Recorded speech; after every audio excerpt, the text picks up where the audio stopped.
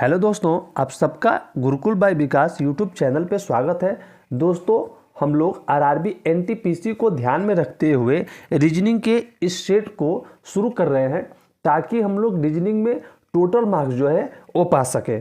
Okay, तो चलिए दोस्तों, बिना किसी देरी के शुरू करते हैं आज से आरआरबी एनटीपीसी के लिए क्रमबद्ध तरीके से रीजनिंग के सेशन को। ओके, देखिए आज का हमारा जो पहला क्वेश्चन है वो हमसे कह रहा है कि उस विकल्प का चयन कीजिए जो तीसरे शब्द से उसी प्रकार से संबंधित है जिस प्रकार दूसरा शब्द जो है वो पहले शब्द से संबंधित है। ओके, अब यहाँ पे आप देखो, जिस प्रकार विषाणु का संबंध रोग से दिया गया है। जब विषाणु हमारे शरीर में प्रवेश करते हैं विषाणु, तो हमें क्या होता है? रोग होता है।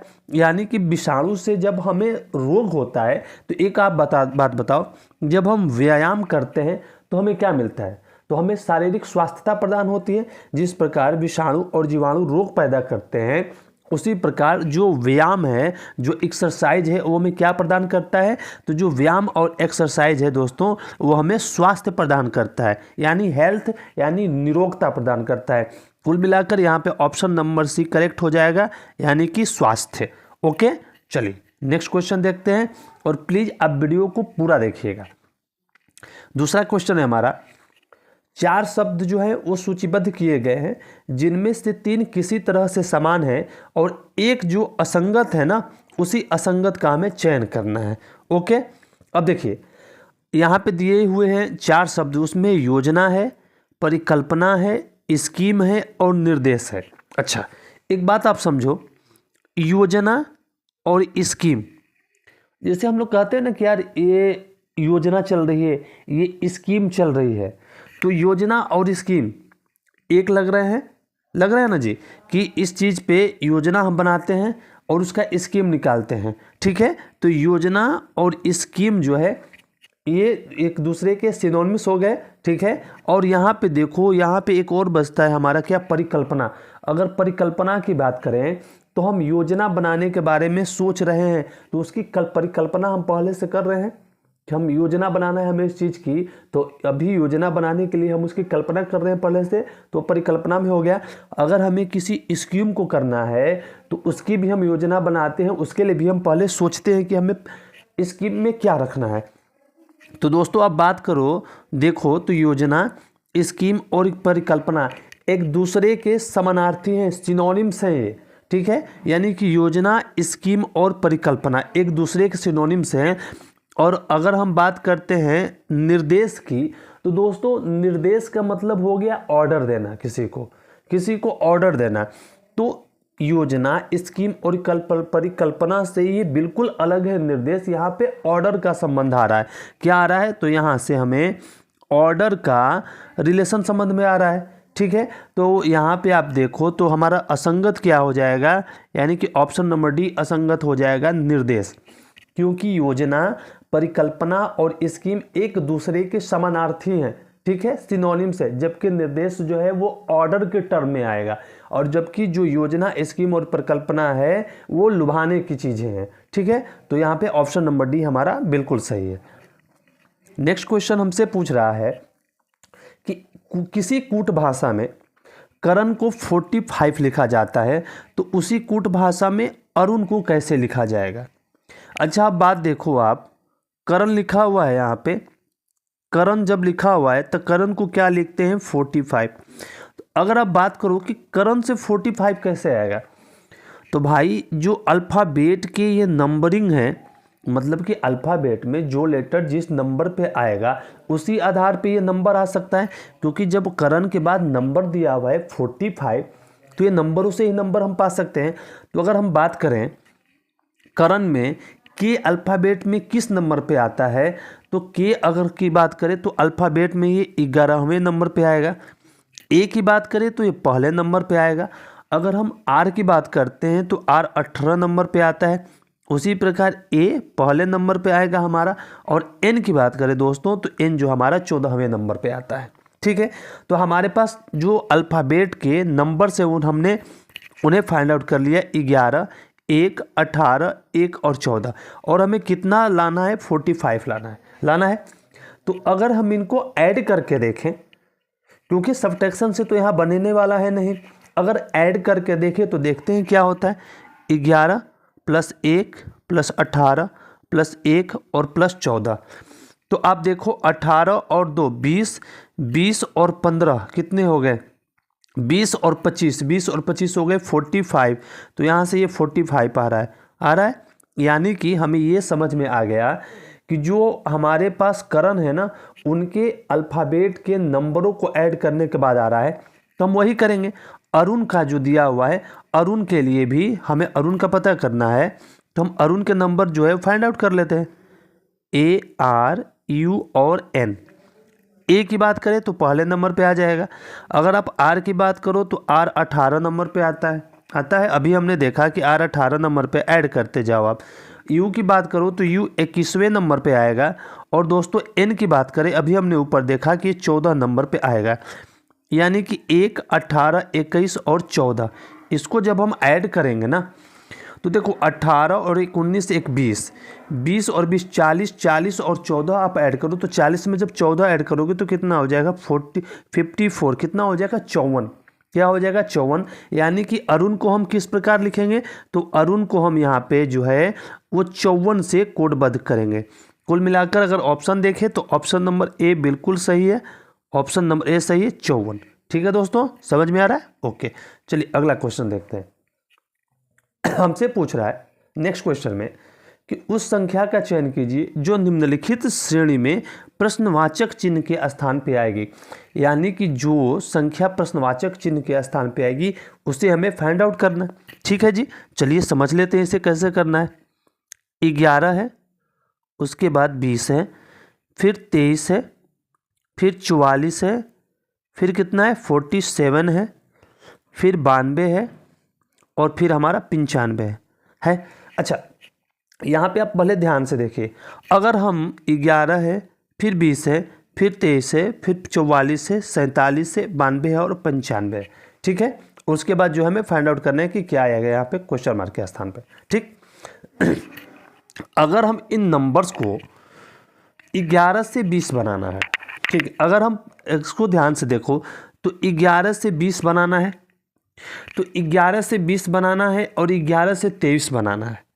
ठीक है, तो इसमें हम क्या बनाएं, अगर हम इन्हें अल्टरनेट करके देखें तो देखो 11 से अगर 23 बनाते हो आप, अल्टरनेट करके आप, हाँ इसे अल्टरनेट कीजिए, 11 से 23, 23 से 47, 47 से 95। उसी तरह आप इसको देखिए 20 से 44, 44 से 92 और 92 से जो हमें बनाना है वो हमारा आंसर हो जाएगा। तो देखो 11 से 23 कैसे बनाओगे आप, 11 से अगर 23 बनाना है तो 11 में 2 से मल्टीप्लाई करते हैं तो कितना हो जाएगा 22 हो जाएगा, और 22 में आप 1 ऐड कर दो तो कितना हो गया 23 हो गया। ठीक है जी। अच्छा, 23 से 47 बनाना है, 23 से 47 हम कैसे बना सकते, 23 में 2 से मल्टीप्लाई करो आप, कितना होगा 23 दूना 46, और 46 में 1 ऐड आप करते हो तो कितना हो जाएगा 47। ठीक है, ये भी 47 से 95 बनाना है तो 47 में 2 से मल्टीप्लाई करो तो कितना होगा 94, 94, और 94 में 1 ऐड कर दो अब तो कितना हो जाएगा 95। यानी कि ये अल्टरनेट सीरीज है, 11 से 23 बना, 23 से 47 बना और 47 से 95 बना। ठीक है, तो ऊपर जो है इंटू 2 + 1 हुआ है। ठीक है, अब नीचे देख लेते हैं, 20 से जब 44 बनाना है तो आप 2 से मल्टीप्लाई करो तो कितना हो जाएगा, 20 में 2 से मल्टीप्लाई कीजिए तो कितना हो जाएगा 40, 4 ऐड कर दीजिए, कितना हो गया हमारा, अगर हम 4 ऐड करते हैं तो कितना होता है 44। ठीक है जी। अब देखो 44 से जब 92 आप की तरफ जाओगे तो 44 में 2 से फिर मल्टीप्लाई कीजिए, कितना हो जाएगा 88, 88, और फिर 4 ऐड कीजिए तो कितना हो जाएगा 92। ठीक है, अब देखिए जब इंटू 2 + 4 इंटू 2 + 4, तो यहाँ भी 92 से जब नेक्स्ट हमें बनाना है, 92 में इंटू 2 करेंगे और +4 करेंगे, 92 में 2 से मल्टीप्लाई करो आप तो 4 और 18 184 होगा, और 184 में 4 को ऐड कीजिए। 92 में जब 2 से हम मल्टीप्लाई करते हैं तो हमारा कितना आता है 184, और 184 में दोस्तों 4 जब ऐड कर दो तो कितना हो जाएगा 188, कितना हो जाएगा हमारा, तो हो जाएगा हमारा 188, यहाँ पे 188 हो जाएगा।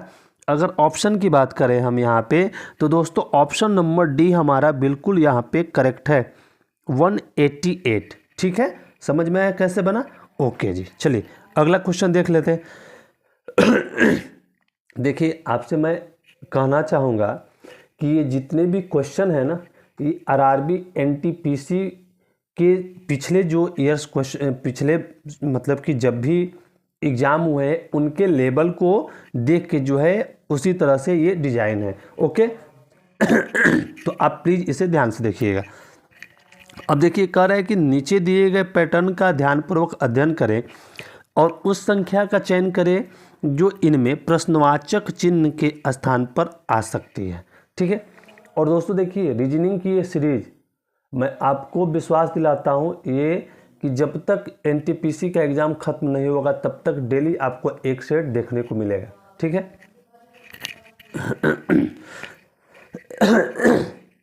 अच्छा, चलिए इसे हम लोग सॉल्व करते हैं। देखिए, यहाँ पे दिया हुआ है हमें ये 4 खाने हैं और 4 खानों में 4-4 वर्टिकल और मतलब कि दिया हुआ है। चलिए इसे सॉल्व करते हैं। इसे कैसे सॉल्व करेंगे? 4 दिया हुआ है, फिर 5 दिया हुआ है, फिर 2 दिया हुआ है, फिर 4 दिया है। उसी तरह 7 है, 1 है, 3 है, 4 है। 7 4 क्वेश्चन मार्क एंड 2 3 2 9 और 1। अच्छा, अगर एक चीज़ यहाँ पे कॉमन है, अगर हम लोग इसको वर्टिकली, अगर इसको मान लो आप, अगर हम लोग इसको ऐसे ऐड करते हैं, इस प्रकार एक बार हम ऐड करके देखें क्या होता है, तो 5 और 4 9, 9 और 6 कितना हो जाएगा? टोटल को ऐड कर दो, अगर आप ऊपर से मतलब नीचे की तरफ ऐड कर दो तो कितना होता है? यहाँ पे 15 होता है। ठीक है, चलिए इसको हमने सॉल्व किया। अब देखो, 7 और 1 8, 8 और 4 8 और 3 11 और 4 15, यहाँ पे भी 15 आ रहा है। ठीक है जी, ये भी, इसको ये हो गया हमारा, ये हो गया हमारा, इसको करना है। 3 और 2 5, 5 और 1 कितना हुआ? 6 और 9 और 6 कितना हुआ? 15। यहाँ भी 15 आ रहा है। यानी कि इनको जब हम ऐड करते हैं, जब हम इन्हें ऐड करते हैं तो 15 आ रहा है। इनको ऊपर से नीचे ऐड करने पर जो है 15 आ रहा है। तो ये संख्या है, इसको भी ऐड करने पे हमारा 15 आना चाहिए। तो 4 और 2 6, 6 और 7 13, 13 और हमें 15 लाना है। तो हमें कितने की ज़रूरत है? +2 की। तो +2 कर दो, यानी कि क्वेश्चन मार्क के स्थान पर क्या आ जाएगा? +2। यानी कि हमारा कौन सा आंसर सही होगा दोस्तों? ऑप्शन नंबर डी सही होगा, +2। ठीक है। अच्छा, अगर आपके मन में ये आ रहा होगा कि ठीक है आपने तो ऊपर से नीचे ऐड किया, एक बार आप बाएं से दाएं ऐड करके चेक कर लीजिए। चलिए जी, चेक कर लेते हैं। ठीक है, चेक करो आप। देखिए, अब आप ऐसे ऐड करो तो 4 और 7 कितना हो गया? 11, 11 और 10 कितना हो गया? 21। अच्छा, यहाँ पे 21 आ रहा है। ठीक है। अब देखो आप, 5 और 1 6, 6 और 6 कितना हो रहा है? 12 आ रहा है। अब देखो ये डिफरेंस हो गया ना। तो ऐसे नहीं, हम बाएं से दाएं नहीं, हम ऊपर से नीचे की तरफ ऐड करते हैं तो तीनों में 15 आ रहा है। जो बच रहा है ना क्वेश्चन मार्क, उसको 15 करने के लिए हमें 2 ऐड करना पड़ेगा। ठीक है, चलिए अगला क्वेश्चन देख लेते हैं। अगला क्वेश्चन हमसे पूछ रहा है कि एक पासे की विभिन्न फलकों पर 6 संख्याएं 5 10 15 20 25 30 लिखी गई है। इस पासे की 2 स्थितियां दिखाई गई है। उस संख्या का चयन करें जो 15 वाले फलक के विपरीत फलक पर होगी। दोस्तों देखिए, जब ऐसे पासे के क्वेश्चन आए ना तो हमें पहले इनमें कॉमन ढूंढना है। क्या ढूंढना है? कॉमन ढूंढना है। आप कॉमन ढूंढिए इन दोनों में। तो इन दोनों में कॉमन क्या है? तो दोनों में कॉमन है 10। ठीक है, 10 कॉमन है। अच्छा, जब 10 कॉमन है तो हमने कॉमन ढूंढ लिया। क्यों हमने कॉमन ढूंढते हैं? क्योंकि जो कॉमन होता है ना उसके क्लॉकवाइज हम घूमते हैं। तो 10 के क्लॉकवाइज अब जाओ तो क्या हो रहा है? 25 हो रहा है। अच्छा, अब यहाँ पे देखिए, इसके 10 के, इस 10 के क्लॉकवाइज अब जाओ तो क्या हो रहा है? 20 हो रहा है। अभी समझिएगा, मैं समझाता हूँ आपको। अब देखिए, फिर 20 के आगे आप बढ़ो क्लॉकवाइज में तो क्या हो रहा है? 15 हो रहा है। नहीं, इसको हाँ, अच्छा पहले वाले से देखेंगे हम। 10 से हम 25 के, अब 25 से क्लॉकवाइज जाओ तो क्या हो रहा है? 30 हो रहा है। अब 10 से जब 15 से 20 से हम क्लॉकवाइज जाते हैं 15, तो हमारा क्या होता है? 15 होता है। ठीक है, समझ में आया आपको? देखिए, हमने कॉमन लिया, दोनों में कॉमन क्या है? 10। 10 के क्लॉकवाइज गए तो कितना आया? 25। और दूसरे पासे में फिर हम 10 के क्लॉकवाइज गए तो हुआ 20। अच्छा, फिर पहले पासे में 25 के क्लॉकवाइज गए तो हुआ 30। और फिर दूसरे पासे में 20 के क्लॉकवाइज गए तो क्या हुआ? 15। यानी कि यहाँ पे 20 का 25 का अपोजिट है 20, 20 का अपोजिट है 25, ठीक है। उसी तरह 30 का अपोजिट है 15 और 15 का अपोजिट है 30। तो यहाँ पे हमसे पूछा क्या है, पूछा है कि 15 वाले फलक के विपरीत फलक पर क्या होगा। तो ये जो है एक दूसरे के अपोजिट होंगे, तो 15 वाले फलक पे अपोजिट में 30 हो जाएगा। बात बन गई, यहाँ पे ऑप्शन नंबर सी करेक्ट है, ठीक है। चलिए नेक्स्ट क्वेश्चन देखते हैं। नेक्स्ट हमसे कह रहा है कि यदि प्लस का सूचक ए, माइनस का सूचक के, भागा का सूचक ई, बराबर का सूचक एस, ग्रेटर देन का सूचक आर, लेस देन का सूचक भी और गुना का सूचक बी है, तो निम्नलिखित में से कौन सा सही विकल्प है। अच्छा एक बात आप देखो, मैं आपको समझाता हूँ पहले। ये 12 दिया हुआ है लास्ट में, तो 12 क्यों दिया हुआ है, क्योंकि ये जो संख्या है इसको सॉल्व करने के बाद बराबर के स्थान पे बराबर के बाद 12 आने चाहिए, यानी कि 12 से पहले बराबर का साइन होना चाहिए ना जी, तभी तो इसे सॉल्व करेंगे ना हम, जब बराबर का साइन होगा। समझिए पहले वाले को हम लोग चेक करके देख लेते हैं। चलिए 18 है, ई का मतलब क्या है, ई का मतलब है भागा, ठीक है 3। एस का मतलब क्या है, एस का मतलब है बराबर, अच्छा कितना है बराबर, एस 6 है। ए का मतलब क्या है, ए का मतलब है +8। ई का मतलब क्या है, ई का मतलब है भागा, ओके जी, भागा कितना 4। और के का मतलब क्या है, के कहाँ पे है, यहाँ पे हाँ माइनस है और कितना है 12। अब बताओ आप 18 भागा 3 यहाँ पे बराबर है, तो 18 में 18 को पहला वाला हम लोग सॉल्व कर रहे हैं, 18 को 3 से भगा दो 6 आएगा। अब देखो आप 6 और प्लस 8 में 4 से भगा दो 2 आएगा और -12, यानी कि कितना हो गया यहाँ पे 6 है, यहाँ पे -10 है, तो कितना आ जाएगा 6 बराबर -4 हो जाएगा। पहले वाला तो बनने से रहा नहीं, ये तो ना बनेगा। अच्छा जी ये गलत है, क्योंकि ये दोनों बराबर हैं, बराबर में लेफ्ट हैंड साइड और राइट हैंड साइड बराबर नहीं हो रहे हैं। चलिए इसको हम लोग ख़त्म करते हैं, ये ना हुआ, ठीक है कोई बात नहीं, दूसरा वाला चेक कर लेते हैं। अगर हम दूसरे वाले को चेक करें, ये नहीं हुआ, ये गलत है, दूसरे वाले को चेक करते हैं। दूसरे वाले को जब हम चेक करें तो देखिए 18 है, हाँ है। ई का मतलब क्या है, ई का मतलब है भागा 3। के का मतलब क्या है यहाँ पे, तो के का मतलब है माइनस कितना 18 भागा 3, के का माइनस है 6, ओके। अब 6 के बाद है ए का मतलब है +8 और फिर ए का है +4 और एस का मतलब क्या है यहाँ पे, तो एस कहाँ है, एस का मतलब है बराबर 12। अब इसे हमें सॉल्व करना है। 18 में 3 से डिवाइड करोगे होगा 6 होगा, 6 और -6 +8 और +4, प्लस माइनस ख़त्म, 8 और 4 कितना हो जाएगा 12, और ये भी कितना है बराबर 12, यानी कि ये दोनों लेफ्ट हैंड साइड और राइट हैंड साइड दोनों सेम है, बराबर है। तो कुल मिलाकर जो हमारा ऑप्शन कौन सा सही है, तो ऑप्शन नंबर दोस्तों बी सही है। यहाँ से ऑप्शन नंबर बी यहाँ से बिल्कुल करेक्ट है, क्योंकि RHS = यहाँ पे LHS हो रहा है, क्योंकि 12 सॉल्व करने पर दोनों तरफ से बराबर हो गया, ठीक है। अगला क्वेश्चन देख लेते हैं। अगला क्वेश्चन हमसे कह रहा है, डायरेक्शन का क्वेश्चन है, और इसी प्रकार के क्वेश्चन जो हैं हमें RRB NTPC के एग्जाम में ज़रूर देखने को मिलेगी, और सेम एग्जैक्ट ये लेवल रहने वाला होगा। कह रहा है कि मीनू अपने घर के नज़दीक दाहिनी तरफ किराने की दुकान में जाती है। मीनू अपने घर के नज़दीक में से, मीनू अपने घर से निकलती है जब, तो घर से निकली तो दाहिने तरफ जो किराने की दुकान है ना वो जाती है, यानी अपने घर से निकलने के बाद वो दाहिने मुड़ती है। कह रहा है कि उसके घर का प्रवेश द्वार पूर्व की ओर है, उसके जो घर का प्रवेश द्वार है वो पूर्व की ओर है, यानी कि आप समझो ऐसे, ये जो है मीनू का घर का प्रवेश द्वार है, ये पूरब की तरफ उसका मुख है, ठीक है पूरब की तरफ मुख है। कह रहा है कि उसके घर का प्रवेश द्वार जो है वो पूरब की तरफ है। दुकान में प्रवेश, अब वो क्या करती है कि दाहिनी तरफ निकलती है, पूरब से वो दाहिनी तरफ घूमती है। इसका मतलब कि अब यहाँ से वो, जब इसका घर का प्रवेश द्वार है यहाँ से निकली वो, तो किधर घूम गई, दाहिने की तरफ। ये पहला हमारा है, वो दाहिने की तरफ घूमी, ये उसका घर है, घर से निकलती है और दाहिने की तरफ घूमती है। ठीक है, दुकान में प्रवेश करने के बाद वो अपने दाहिनी ओर मुड़ती है। अच्छा, फिर दाहिने ओर मुड़ती है, यानी कि इधर मुड़ेगी, दाहिने ओर मुड़ती है और कहाँ जाती है, दाहिने ओर मुड़ती है और ताजे उत्पाद वाले एक गलियारे में जाती है।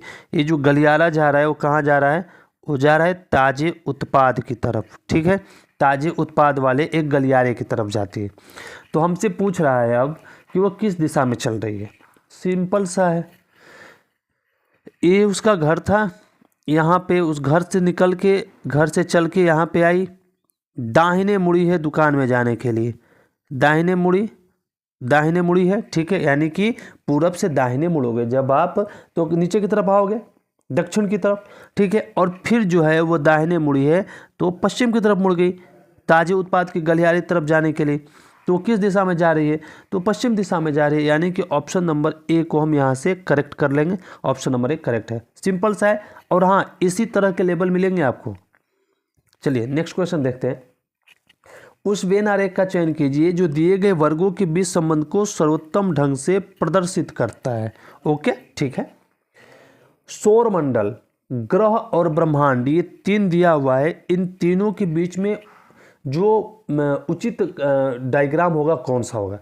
अब बात समझो, पहले क्या होगा, ब्रह्मांड होगा, ये ब्रह्मांड है। तो आप बताओ, पहले ब्रह्मांड होगा तो, और ब्रह्मांड के अंदर जो है हमारा सौरमंडल होगा, होगा ना जी। ब्रह्मांड है, ब्रह्मांड के अंदर सौरमंडल है, और सौरमंडल के अंदर हमारी ग्रह होती है। जो हमारा यूनिवर्स हो गया, ये हमारा ब्रह्मांड हो गया। ब्रह्मांड के अंदर हमारा क्या हो गया, ये ब्रह्मांड के अंदर हो गया हमारा सौरमंडल, और सौरमंडल के हमारे क्या हो गए, सौरमंडल के अंदर ग्रह हो गई ना जी। हमारा ब्रह्मांड हुआ, ये आप समझो, पहले यूनिवर्स है ना, उसके अंदर क्या है, हमारे सौरमंडल है, और सौरमंडल के अंदर क्या होती है, हमारे ग्रह होती है। तो ये डायग्राम हमारा बनने वाला है, तीन तरह का डायग्राम, एक में एक जो एक से एक रिलेटेड हो, यानी कि कौन सा, ऑप्शन नंबर डी यहाँ से बिल्कुल करेक्ट है। देखो, पहले वाला हिस्सा किसका हो गया, ब्रह्मांड का, दूसरे वाला हिस्सा किसका हो गया, सौरमंडल का, और तीसरा वाला हिस्सा किसका हो गया, ग्रह का। यानी कि ऑप्शन नंबर डी करेक्ट है। आपको समझ में आया होगा भी कि पहले ब्रह्मांड होगा, उसके अंदर, ब्रह्मांड के अंदर ही ना सौरमंडल है, और सौरमंडल के अंदर ग्रह है। सौरमंडल के अंदर सभी ग्रह, पृथ्वी है, मंगल है, शनि है, बुध है, जो भी है। ठीक है, अगला क्वेश्चन देखिए, ये मजेदार क्वेश्चन है, आप सॉल्व करिए, आपको अच्छा लगेगा ये क्वेश्चन करके। कह रहा है हमसे कि हरि जो है वो राम का ससुर है और कंचन का पति है। हरि कौन है, पहले हरि को देखते हैं हम लोग। हरि कौन है, तो हरि जो है वो कंचन का पति है, तो पति के लिए ये साइन हो जाएगा, और ये कौन हो जाएगी, कंचन हो गई। ठीक है, हरि कौन है, हरि जो है वो कंचन का पति है, और हरि जो है वो राम का ससुर है। ससुर कब होगा, जब हरि की बेटी होगी और बेटी का हस्बैंड होगा राम। तो हरि की, मान लीजिए हरि की एक बेटी होगी, यहाँ पे हरि की बेटी होगी, और बेटी, मान लीजिए यहाँ पे हरि की बेटी हो जाएगी, और बेटी का हस्बैंड हो जाएगा कौन, तो राम। ठीक है, अच्छा, कंचन, हाँ ठीक है, यहाँ पे ये समझ में आया। हरि की यहाँ पे बेटी होगी और बेटी का पति हो जाएगा राम, तो राम का दामाद कौन हो गया, अरे राम का ससुर कौन हो गया, हरि। अब देखिए, कंचन अपनी इकलौती पुत्री सुमन की माँ है। करेक्ट, कंचन कौन है, कंचन जो है अपनी इकलौती पुत्री सुमन की माँ है, यानी कंचन की बेटी कौन हो जाएगी, तो कंचन की बेटी हो गई यहाँ पे सुमन। कौन हो गई, तो कंचन की बेटी हो गई सुमन। यानी कि हरि की बेटी कौन हो गई, सुमन, और सुमन की शादी किससे हुई है, राम से हुई है, तो राम के ससुर कौन हो गए, हरि हो गए। ठीक है, ये बन गया। कह रहा है कि यदि सरिता सुमन की पुत्री है, सरिता कौन है, सरिता जो है सुमन की पुत्री है। कौन है सुमन की पुत्री, सरिता। सरिता जो है वो सुमन की पुत्री है। तो पूछ रहा है हमसे कि सरिता और राम के बीच में क्या संबंध है। अब समझो आप, सुमन है ये जो है सुमन है, और सुमन की पुत्री कौन है? सरिता। और सुमन का पति कौन है? राम। तो राम की पुत्री भी हुई सरिता। तो वही करते हैं कि सरिता और राम के बीच क्या संबंध है? तो पुत्री और पिता का संबंध है। क्या संबंध है इन दोनों के बीच? इन दोनों के बीच क्या संबंध है? तो इन दोनों के बीच जो है पिता और पुत्री का संबंध है। ऑप्शन नंबर बी यहाँ से करेक्ट है। और रेलवे के एग्जाम में ना ऐसे ही आपके जो ब्लड रिलेशन के क्वेश्चन हैं इसी तरह के क्वेश्चन आएंगे, थोड़े से ट्रिकी और मज़ेदार। ओके, नेक्स्ट क्वेश्चन देख लेते हैं। नेक्स्ट क्वेश्चन में हमसे पूछ रहा है कि वेन आरेख के अनुसार क्रिकेट और फुटबॉल के साथ तीनों खेलों में भी भाग लेने वाले छात्रों की कुल संख्या निम्न में से कौन प्रदर्शित करता है? यानी कि जो तीनों को खेलता है, क्रिकेट और फुटबॉल के साथ तीनों खेलों में, तो कबड्डी, फुटबॉल और क्रिकेट तीनों को कौन खेलता है? तो जो इस डायग्राम में तीनों में कॉमन हो, देखिए तो कबड्डी, क्रिकेट और फुटबॉल तीनों में कॉमन कौन है? तो एक देखिए, पहले कह रहा है क्या कि क्रिकेट और फुटबॉल। देखो क्रिकेट और फुटबॉल कौन खेलता है पहले आप देखो, क्योंकि पूछा है ना यहाँ पे कि वेन आरेख के अनुसार क्रिकेट और फुटबॉल के साथ, तो पहले क्रिकेट और फुटबॉल आप देखो, क्रिकेट और फुटबॉल में कॉमन कौन है? तो अगर आप देखो क्रिकेट और फुटबॉल में कॉमन, तो आपका क्रिकेट में और फुटबॉल में कॉमन हम देखते हैं, तो क्रिकेट और फुटबॉल में दोस्तों देखो एक कॉमन है। कौन सा कॉमन है? तो एस कॉमन है क्रिकेट और फुटबॉल में, क्योंकि ये क्रिकेट का हिस्सा है, ये वाला हिस्सा, ये वाला हिस्सा देखिए, ये वाला हिस्सा क्रिकेट का है और जो ये ब्लैक वाला है वो फुटबॉल का है। तो दोनों में कॉमन कौन है? क्रिकेट और फुटबॉल में। तो क्रिकेट और फुटबॉल की अगर हम बात करें तो इन दोनों में कॉमन हमारा है कौन? एस कॉमन है ना जी, एस कॉमन है दोनों में। और अगर हम बात करें यहाँ पे, एस यहाँ पे कॉमन है, ये देखिए एस यहाँ पे कॉमन है ना, क्योंकि ये क्रिकेट भी खेलता है एस और ये फुटबॉल भी खेलता है एस, ठीक है। और क्या कर रहा है उसके साथ, क्रिकेट और फुटबॉल के साथ तीनों खेलने वाले में शामिल कौन है? तो यार क्रिकेट एस होगा जी, फिर दूसरा क्या निकालना है ये, क्योंकि एस जो है क्रिकेट में भी है, फुटबॉल में भी है और कबड्डी में भी है। तो हमारा ऑप्शन नंबर यहाँ से सी सही होगा। नहीं दूसरा क्या देखना है, सी सही होगा। आप देखो एस जो है ये वाला हिस्सा, ये किस में है? क्रिकेट में भी है, फुटबॉल में भी है और कबड्डी में भी, ये तीनों में कॉमन है। तो तीनों खेलों को कौन खेलता है? तो एस खेलता है, ठीक है। चलिए अगला क्वेश्चन देख लेते हैं। अगला क्वेश्चन श्लोक्स का है और ये एक नंबर हमें एकदम मज़े में देके जाएगा। कह रहा है कि सभी बत्तख बाघ हैं, सभी बत्तख, जितने भी बत्तख हैं, देखो कैसे बनता है ये, सभी बत्तख को पूरा घेर दो तो सभी हो गया क्या है? बाघ हैं। और क्या कर रहा है? सभी बाघ जो है वो बंदर हैं, सभी बाघ क्या हैं? सभी बाघ जो है वो बांदर हैं। क्या हैं? सभी बाघ जो है वो बांदर हैं। और कह रहा है कि सभी बंदर जो हैं वो गाय हैं। अच्छा, जो सभी बंदर हैं वो क्या हैं? वो गाय हैं, सभी बंदर गाय हैं। अच्छा चलिए, ये हमारा डायग्राम बन गया। अब देखिए निष्कर्ष में कह रहा है कि सभी बाघ गाय हैं, सभी बाघ जो है गाय हैं। सही बात, बाघ यहाँ पे है और गाय यहाँ पे है, यानी कि जब भी हम नीचे से ऊपर जाएंगे ना तो दो कंडीशन लागू हो जाएगा।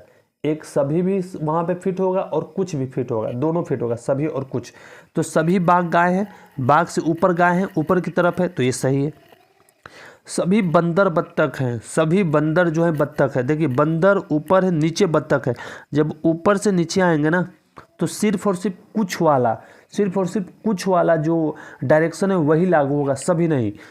तो सभी बंदर बत्तख है, नहीं सभी बंदर बत्तख नहीं, यहाँ पे अगर दिया होता है कि कुछ बंदर बत्तख है तो वो सही होता है, क्योंकि ऊपर से नीचे आते समय कुछ और नीचे से ऊपर जाते समय सभी और कुछ दोनों पॉइंट जो है वो ही सही होंगे। अब देखिए सभी बत्तख गाय हैं, सभी बत्तख जो है गाय हैं, सही बात है। नीचे से ऊपर जा रहे हैं तो सभी है, तो सही है। सभी गाय बाघ हैं, सभी गाय जो है वो बाघ है, सभी गाय कह रहा है, समझिए। फिर ऊपर से नीचे, ऊपर गाय है नीचे बाघ है, तो ऊपर से जब नीचे आएंगे तो सिर्फ कुछ वाला जो हमारा लाइन है वही सही होगा, यानी कि सभी गाय बाघ हैं। गलत है, अगर होता है कि कुछ गाय बाघ है ये सही होता है। तो कौन कौन सा सही है? तो सही है हमारा पहला और तीसरा। निष्कर्ष में पहला और तीसरा हाँ है। ऑप्शन नंबर डी में देखिए दिया हुआ है पहला और तीसरा निष्कर्ष जो है वो पालन करता है। ऑप्शन नंबर डी यहाँ से करेक्ट है। चलिए नेक्स्ट क्वेश्चन देख लेते हैं। कह रहा है कि सभी हिल स्टेशनों में एक अच्छा हमारा स्टेटमेंट है, कथन क्या है? कथन है हमारा कि सभी हिल स्टेशनों में एक प्रतिध्वनि स्थान होता है। देखिए रेलवे में ना स्टेटमेंट और निष्कर्ष, कथन और निष्कर्ष के जो क्वेश्चन है ना 1 नंबर के आएंगे जरूर, ठीक है। कह रहा है कि सभी हिल स्टेशनों में एक प्रतिध्वनि स्थान होता है, सभी हिल स्टेशनों में एक प्रतिध्वनि स्थान होता है। और दूसरा कह रहा है कि पी एक हिल स्टेशन है, सभी हिल स्टेशनों में एक प्रतिध्वनि स्थान होता है और पी एक हिल स्टेशन है। तो अगर पी एक हिल स्टेशन है तो यहाँ भी एक प्रतिध्वनि स्थान होगा जी। अच्छा चलिए निष्कर्ष देख लेते हैं क्या कह रहा है। कह रहा है कि पी में एक प्रतिध्वनि स्थान है। ओके जी एकदम होगा, क्योंकि वही कह रहा है कि सभी हिल स्टेशनों में प्रतिध्वनि स्थान होता है और पी जब एक हिल स्टेशन है तो वहाँ भी प्रतिध्वनि स्थान होगा। बिल्कुल सही है। दूसरा निष्कर्ष कह रहा है कि हिल स्टेशनों के सिवाय अन्य स्थानों पर प्रतिध्वनि स्थान नहीं होते। ये तो तर्क से विहीन है, ये तो कोई मतलब ही नहीं होता है इससे कोई, यानी कि पहला सही है हमारा। और पहला सही किसमें है? हाँ ऑप्शन नंबर डी जो है हमारा करेक्ट है, पहला सही है, ठीक है, कि केवल निष्कर्ष एक जो है अनुपालन करता है। ओके चलिए नेक्स्ट क्वेश्चन है। नेक्स्ट क्वेश्चन जो है हमारा ये पजल है, आइए इसे सॉल्व करते हैं। कह रहा है हमसे कि एक ही विभाग के 6 प्रोफेसर जयंत, किरण, लास्या, मैथिली, निश्चल और ओम प्रकाश में से प्रत्येक की कक्षाएं सोमवार से शुरू होकर उसी सप्ताह के शनिवार को समाप्त होने वाले सप्ताह के 6 अलग अलग दिनों में होती है। यानी कि जो प्रोफेसर है ना उनकी कक्षाएं जो सोमवार से शुरू होती है और शनिवार तक चलती है और प्रतिदिन जो है एक की कक्षा रहती है। तो पहले हम लोग सोमवार से लेकर शनिवार तक का जो डेट है उसे हम लोग दिन है उसे लिख लेते हैं, ठीक है। तो मंडे,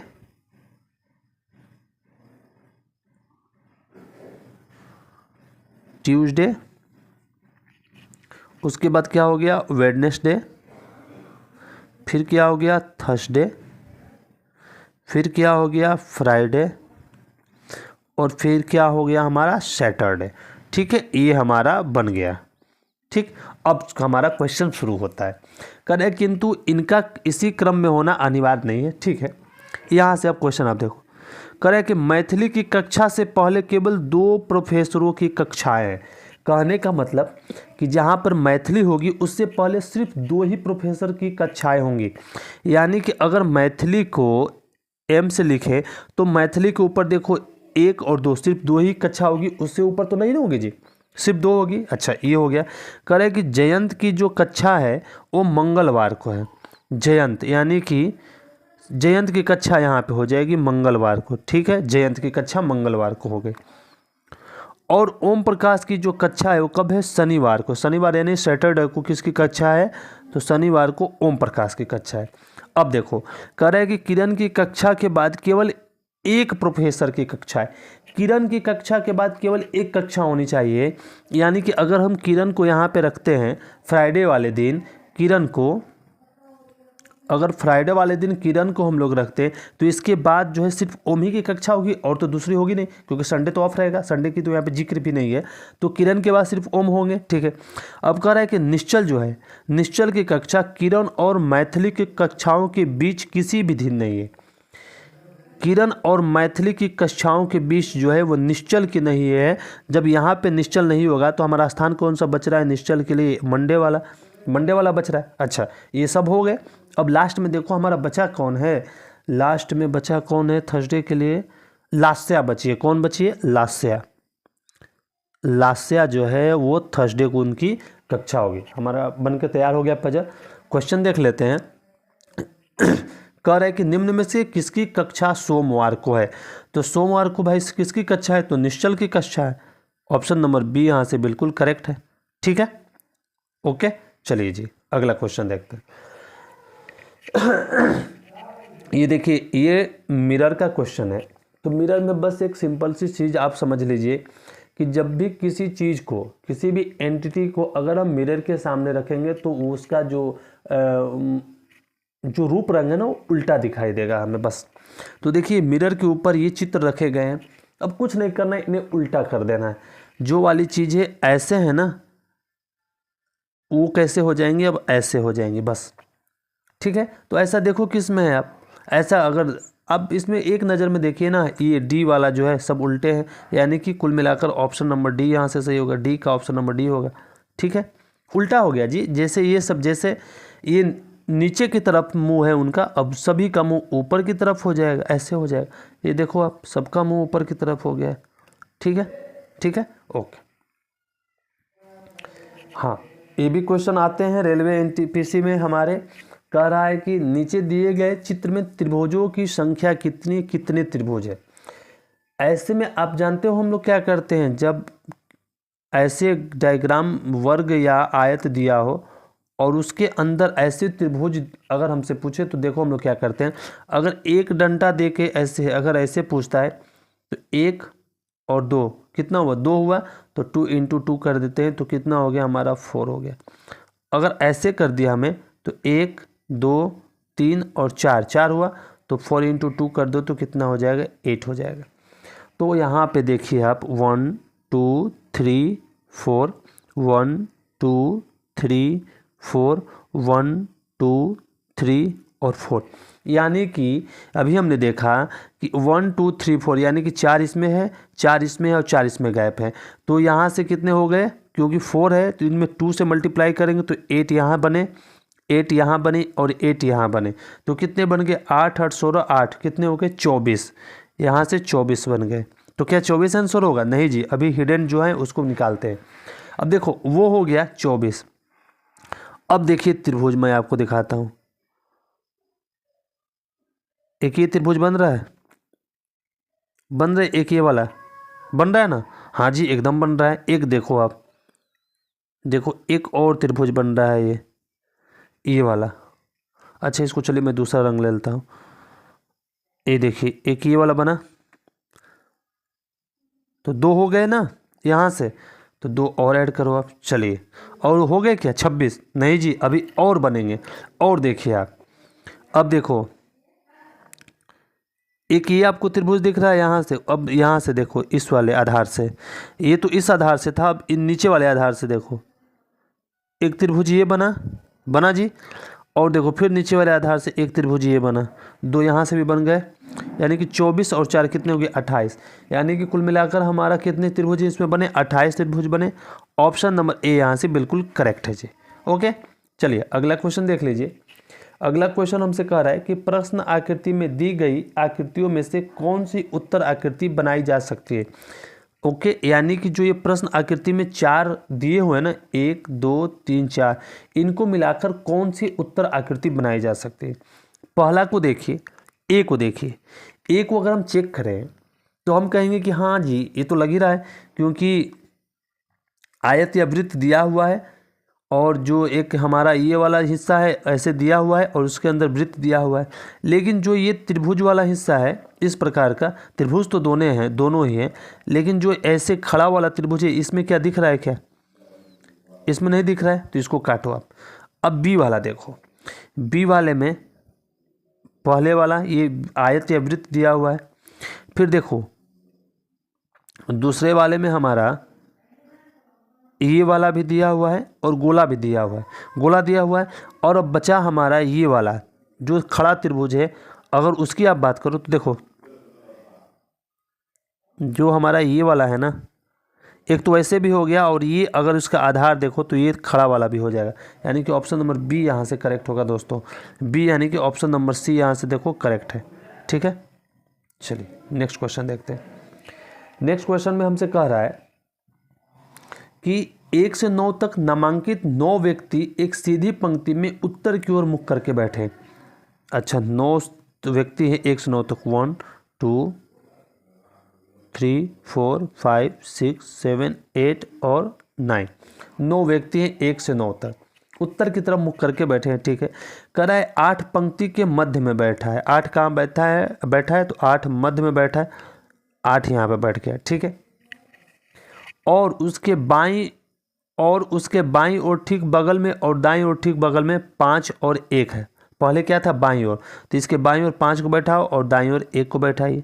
ठीक है, ओके, बैठ गया। अब देखिए कह रहे कि 9 किसी एक सिरे पर बैठा है और उसके दाईं ओर ठीक बगल में 2 बैठा है। जहाँ पे 9 बैठाएंगे उसके दाईं ओर हमें 2 बैठाना पड़ेगा। अगर यहाँ पे आप 9 बैठाओ, यहाँ पे तो 9 बैठाओ तो इसको दाईं ओर जा सको क्या, नहीं, बंद है, ख़त्म है। तो 9 यहाँ पे बैठाएंगे क्योंकि 9 के दाहिनी ओर 2 बैठ जाएगा। ठीक है, ये हो गया, उसके बगल में 2 बैठा है। कह रहे 2 और 3 के बीच केवल 5 व्यक्ति बैठे हैं। 2 और 3 के बीच 5 व्यक्ति बैठा दो। 1 2 3 4 5, यहाँ पे हो गया 3। ठीक है, अच्छा, कह रहा है कि 3 जो है 7 और 6 के बीच में बैठा है। 3 कहाँ बैठा है, तो 3 जो है 7 और 6 के बीच में बैठा है। ओके, अच्छा, आगे क्या दिया हुआ है यहाँ पे, 1 और 7 एक दूसरे के ठीक बगल में बैठे। ठीक है, 1 और 7 एक दूसरे के ठीक बगल में हो गया। हमारा क्वेश्चन सॉल्व हो गया। बचा क्या, 1 बच गया हमारा, 1 लास्ट में 4। ठीक है, अभी देखिए 9वां स्थान था, 9वां स्थानों के लिए हमने जो जैसे कहा था उसको हमने फुलफिल कर दिया। अब देखिए अब क्या कर रहा है, क्वेश्चन हमसे पूछा है क्या कि 4 और 6 के बीच में कितने व्यक्ति बैठे हैं। तो काउंट कर लीजिए, 4 और 6 के बीच में कितने व्यक्ति बैठे हैं। 1 2 3 4 और 5, कितने व्यक्ति बैठे हैं, तो 4 और 6 के बीच में 5 व्यक्ति बैठे हैं। ऑप्शन नंबर ए यहाँ से करेक्ट है। ठीक है जी, ओके दोस्तों देखिए जो हमारा आज का सेशन था आरआरबी एनटीपीसी के लिए, किसके लिए, तो हमने आज से आरआरबी एनटीपीसी के मद्देनज़र जो है इसको ध्यान में रखते हुए रीजनिंग का सेट डेली बेसिस पे शुरू किया है। दोस्तों इससे पहले रीजनिंग की एक प्रैक्टिस सेट डेली होती है, लेकिन अब जाके पिछला वीडियो भी देखिए, मैंने डेली बेसिस पे रीजनिंग की एक प्रैक्टिस सेट होती है, लेकिन मैंने आज से आरआरबी एनटीपीसी को ध्यान में रखते हुए रीजनिंग का एक प्रैक्टिस सेट शुरू किया जो डेली आपको मिलेगी। ठीक है दोस्तों, देखिए अगर आपको हमारा ये सेशन पसंद आए तो प्लीज़ आप हमारे यूट्यूब चैनल को सब्सक्राइब करके शेयर कर लीजिएगा और बेल आइकन को प्रेस कर लीजिएगा। ओके, मिलते हैं कल के नेक्स्ट सेशन में, तब तक के लिए धन्यवाद।